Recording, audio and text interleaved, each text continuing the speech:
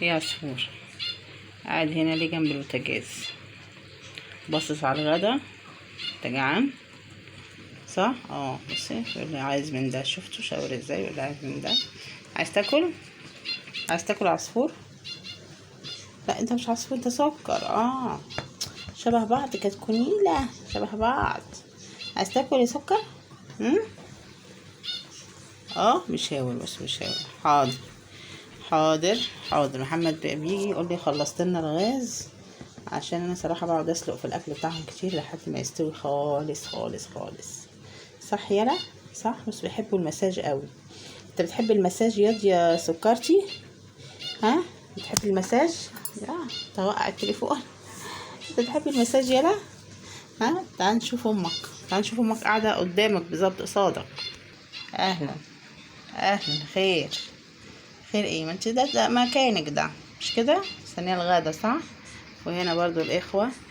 الواد بسيوني قاعد، الواد بسيوني مرضيش يفطر عشان بيحوش كده عشان يتغدى كويس. انا فهمتك بقى، مرضاش يفطر عدل عشان ياكل حلو في وجبه الغدا. يعني امبارح ضربت الواد بسيوني ده عشان كان طماع وخد نايب بيبسي الصراحه، بيبسي صعب عليا. بس يلا معلش بقى. الواد ده مين؟ عصفوره. خد يا بيبسي، ده بيبسي. انا بتكلم بيبسي لقيت طلع لي ايه بيبسي ايه. جعان تقول لي جعان؟ يلا حضر لنا الغدا. حاضر حاضر حضر لكم، بس يهدى شويه، بس يبرد شويه او انا هبرده. انا بحب ابرد لهم الاكل كده على طول عشان ما اتاخرش عليهم. انا منوره منوره والله. انا اقول الدنيا يعني في ايه؟ ازيك عامله ايه يا وليه؟ عامله ايه فتحيه يا وليه؟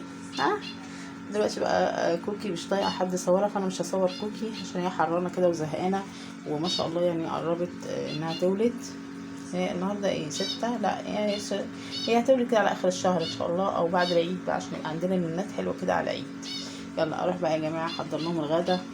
ما انا اتمنى لا احضر الفطار لغدا العشاء. انا كده بقى الروم سيرفيس بتاعتكم. يلا سلام يا جماعه.